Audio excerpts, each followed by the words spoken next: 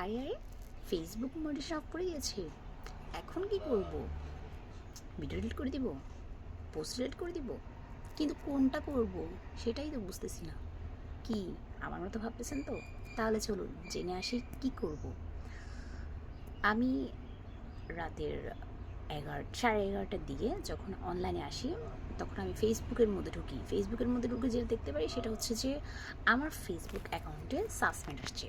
তো এটা দেখার পরে তো আমি খুবই আপসেট, মানে আমার খুব খারাপ লাগে বিষয়টা দেখার পরে।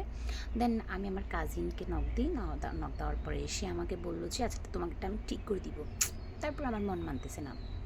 লাইক আমি যেটা করলাম, এবার আমি এটা নিয়ে সারাটা রাত আমি প্রায় 2টা অবধি ঘাটাঘাটি করি যে কী হয়েছে, কেন এটা কেন হয়েছে।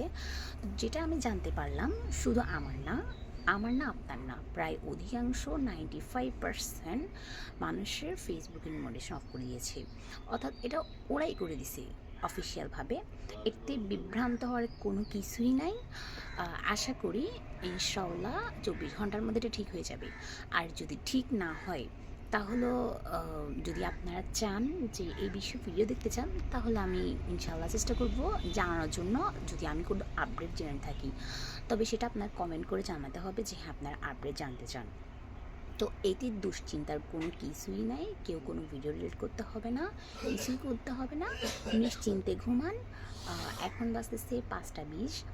আমি এখনও ঘুমাই নাই, আমি মানে একটু ঘাটাঘাটি করতেছিলাম ফেসবুক সম্পর্কে।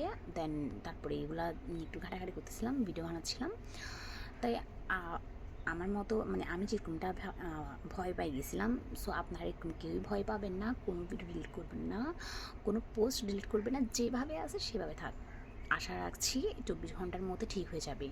এটা বেসিক্যালি আমারও না আপনারও না, এটা 95% মানুষের এমন হয়েছে।